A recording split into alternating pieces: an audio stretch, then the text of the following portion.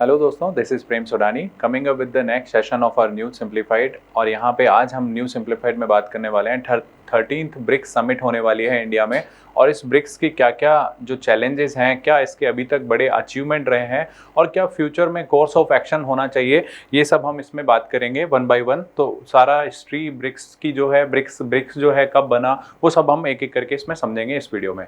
तो सबसे पहले हम स्टार्ट करते हैं एक क्वेश्चन से। ये एक क्वेश्चन है, that is consider the following about the new development bank NDB.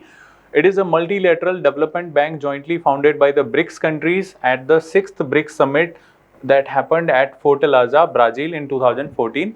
तो पहला स्टेटमेंट है ये। दूसरा है कि जो ये बैंक है इसका हेडक्वार्टर है in Shanghai, China. And the third है, it has been provided observer status in UNGA, united nation general assembly. तो आपको बताना है कौन से इसमें करेक्ट इनकरेक्ट है। तो सभी इनकरेक्ट हैं या फिर कोई भी इनकरेक्ट नहीं है, ये आपके ऑप्शन है। तो आपको इसमें बताना है। कमेंट सेक्शन में जाइए और बताइए कि इसमें से क्या आंसर होगा। वीडियो के एंड में मैं आपको बताऊंगा कि इसका आंसर क्या होने वाला है। तो चलिए स्टार्ट करते हैं। सबसे पहले जो ब्रिक्स है, ये कंट्री कैसे बनती है।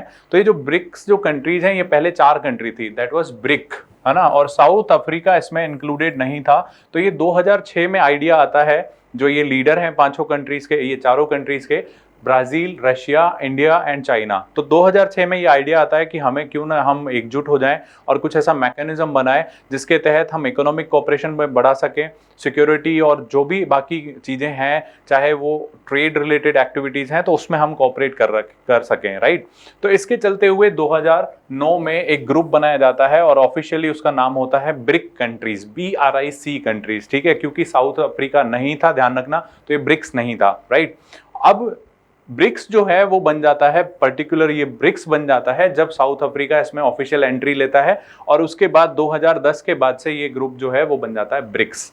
तो ब्रिक्स ग्रुप जो है इस तरह से बनता है। ये इसका थोड़ा सा बैकग्राउंड है। इसके बाद अगर इसकी इंपोर्टेंस की बात करें कि ये कितना इंपोर्टेंट हो जाता है, तो अगर आप बात करें कि यहाँ पे जो पॉपुलेशन है वो आप देखेंगे 42% वर्ल्ड की ग्लोबल पॉपुलेशन इन 5 कंट्रीज में रहती है। और वर्ल्ड की जो टोटल जीडीपी है उसमें 24% जो कंट्रीब्यूशन है इन्हीं 5 देशों का है। यानी कि ये बड़ी इकोनॉमीज है, काफी बड़ी इकोनॉमीज है। तो 24% ऑफ द जीडीपी, साथ ही साथ लैंड वाइज भी ये काफी बड़े रीजन हो जाते हैं ये पांचों country. 30% of the global land area जो है इन्हीं कंट्रीज के पास है, काफी बड़ी है। रशिया आप देखेंगे, चाइना, ब्राजील, इंडिया, सभी बड़ी कंट्रीज हैं। इसके बाद 16% ऑफ इंटरनेशनल जो ट्रेड होता है ये 5 इकोनॉमीज जो हैं उसमें इन्वॉल्व रहती हैं। तो यानी कि ये बहुत ही इंपॉर्टेंट ग्रुप हो सकता है अगर इसको बहुत अच्छे से यूटिलाइज किया जाए।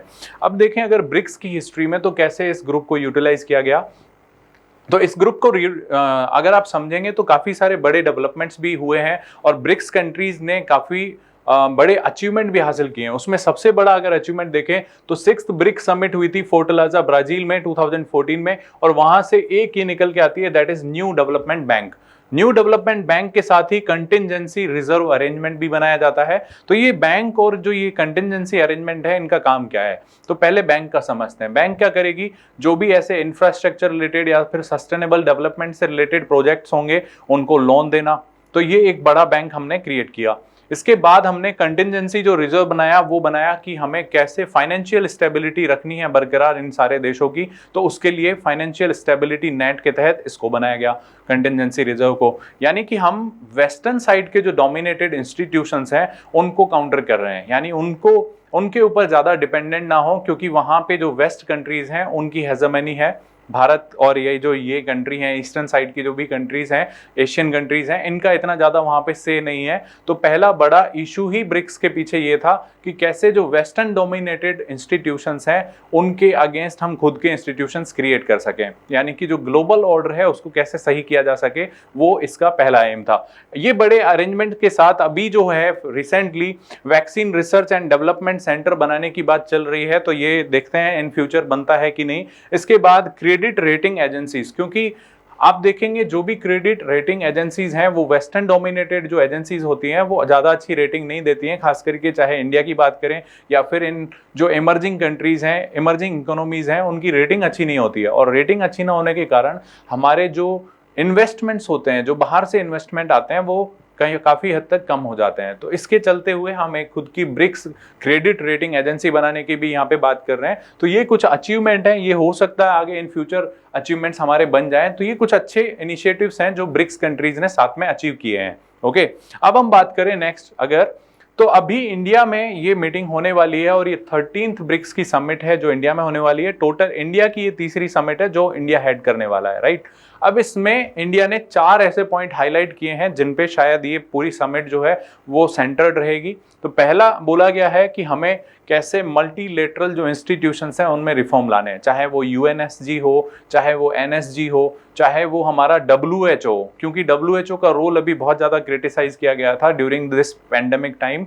तो कैसे इनको जो है रूल बेस्ड इंस्टीट्यूशंस बनाया जाए, कैसे इनमें रिप्रेजेंटेटिव्स जो रिप्रेजेंटेटिवनेस है वो बढ़ाई जाए, और कैसे इनको हम कैसे काउंटर कर सकते हैं, हम खुद के इंस्टीट्यूशंस कैसे क्रिएट कर सकते हैं। तो पहला पॉइंट यही है। उसमें फिर दूसरा हम भारत ने रखा है कि जो टेररिज्म है उस पे हमारा स्टैंड क्लियर होना चाहिए, यानी कि जो भी ब्रिक्स कंट्रीज हैं वो एक ही डेफिनेशन के तहत टेररिज्म को डिफाइन करें और उसी के तहत ही पूरे एक्शन लें। ये इसलिए रखा गया है क्योंकि चाइना कभी भी टेररिज्म को ओपनली ये नहीं कहता, कंडेम नहीं करता, और चाहे वो पाकिस्तान बेस्ड हो चाहे वो कहीं और हो, वहां पे वो क्लियर स्टैंड नहीं लेते हैं। तो ये एक बहुत बड़ा इशू हो जाता है इस ग्रुप में, तो इस पॉइंट को भी इंडिया ने रखा है। तीसरा, टेक्निकल एंड डिजिटल सॉल्यूशंस। तो ऐसे टेक्निकल और डिजिटल सॉल्यूशंस बनाने हैं जिसके तहत इंडिया जो है या फिर जो भी कंट्रीज हैं ये पांचों, वो SDG जो गोल्स हैं वो अचीव कर पाए, ऐसा ये थर्ड पॉइंट में हमने प्रायोरिटी तय करी है। और लास्ट पॉइंट है पीपल टू पीपल कनेक्टिविटी कैसे बढ़ाई जाए, स्पेशली ये जो पैंडेमिक चल रहा है उसके तहत सारे हमारे जो कॉन्टैक्ट हैं वो क्लोज हो चुके हैं, तो ये कैसे P2P जो कनेक्टिविटी है वो एनहांस की जा सकती है, ये 4 पॉइंट इंडिया ने रखे हैं, राइट। तो अब हम बात करते हैं, हमने देख लिया कुछ बड़े अचीवमेंट्स हमने देखे, फिर हमने देखा कि जो प्रायोरिटी पॉइंट्स हैं इंडिया ने डिसाइड किए हैं वो हमने समझ लिए। अब देखें तो ब्रिक्स की प्रॉब्लम क्या है, मतलब ब्रिक्स के आगे चैलेंजेस क्या हैं। तो सबसे बड़ा चैलेंज है कि चाइना जो है बहुत तेजी से अग्रेसिव और असर्टिव होके आगे निकल रहा है। उसकी इकोनॉमी ना सिर्फ आगे बढ़ रही है बल्कि बहुत असर्टिव है चाइना, चाहे वो टेरिटरीज पे कब्जा करना हो, चाहे बाकी देशों में उसकी प्रेजेंस हो, तो वो बहुत तेजी से आगे बढ़ रहा है। तो ये एक बड़ा इशू है ब्रिक्स में। तो ब्रिक्स में चाइना का रोल बहुत बड़ा होता जा रहा है, तो ये एक दिक्कत है। दूसरा, चाइना और इंडिया के बीच में आपको पता है स्टैंड ऑफ हुआ था, चाहे वो डोकलाम का हो, चाहे हमारा अभी लद्दाख में कंटिन्यूअसली एंगेजमेंट बना हुआ है तो वो हो।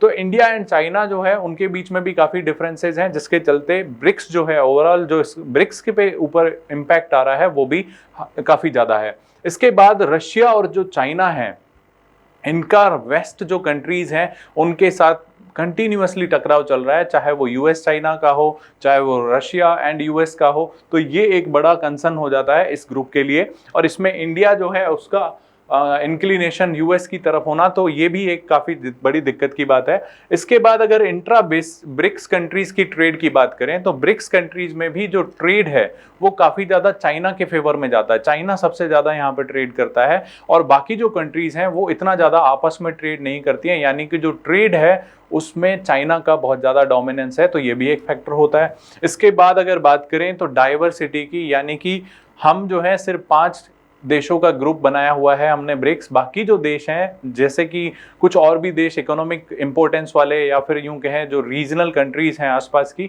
उनको यहाँ पे हमने मेंबरशिप नहीं दी हुई है, चाहे ऑब्जर्वर की बात करें कैसा भी स्टेटस हमने नहीं दिया हुआ है। तो डाइवर्सिटी यहाँ पे एक तो कम है। दूसरा हम देखें तो ट्रेड में भी हमने देखा, ट्रेड में भी खास करके जो वैल्यू चेन्स हैं वो काफी अच्छे से कनेक्ट नहीं है और ये पैंडेमिक में काफी हद तक उजागर हुआ था। तो ये सारे जो हैं डिसएडवांटेजेस हैं ब्रिक्स के लिए, चैलेंजेस हैं, और कैसे चैलेंजेस को कॉप अप करना है यही डिसाइड करेगा कि ब्रिक्स का आने वाला फ्यूचर कैसा है। क्योंकि अभी ये 5 बहुत बड़ी इकोनॉमीज हैं, 4 कॉन्टिनेंट की 5 बड़ी इकोनॉमीज होते हुए भी इतनी अच्छी कनेक्टिविटी हमारे पास नहीं है, इतनी अच्छी ग्लोबल जो वैल्यू चेन्स हैं वो कनेक्टेड नहीं है इस रीजन में। तो that is a kind of concern for India also, for all these 5 countries also. तो आई होप आपको ये वीडियो समझ में आया होगा, ब्रिक्स जो है क्या है, कैसे बना और क्या इसके चैलेंजेस हैं, क्या इसके अचीवमेंट रहे। वापस आते हैं हम हमारे क्वेश्चन पे कि न्यू डेवलपमेंट बैंक में मैंने आपसे 3 स्टेटमेंट दिए थे कि ये जो न्यू डेवलपमेंट बैंक है ये फोर्टालाजा डिक्लेरेशन 6th ब्रिक्स समिट में बनता है। तो पहला ऑप्शन है, हमने देखा अभी ये ठीक है, दूसरा देखें तो इसका जो हेडक्वार्टर है वो शंघाई में है, चाइना, ये भी ठीक है। It has been provided observer status, तो ये ध्यान रखना कि इसको ऑब्जर्वर स्टेटस भी प्रोवाइड कराई गई थी 2018 में, तो ये भी सही है। आपको आइडेंटिफाई करना है इनकरेक्ट स्टेटमेंट, तो यहाँ पे कोई भी इनकरेक्ट नहीं है, तो आंसर होगा आपका none of the above, right. तो आई होप आपको ये क्वेश्चन भी समझ में आ गया होगा। अगर ऐसा है तो हम इन सभी प्लेटफॉर्म पे आपके लिए मौजूद हैं, आप हमसे वहां पे जुड़ सकते हैं, कनेक्ट हो सकते हैं। इस वीडियो को ज़्यादा से ज़्यादा शेयर करें, लाइक करें और कमेंट करके जरूर बताएं कैसा लगा। Thank you very much for watching this video. Current Affairs by Forum IAS is an all-in-one program that covers the dynamic aspect of the syllabus from both prelims and mains perspective. Last year, we have helped more than 100 students crack IAS with our current affairs classes.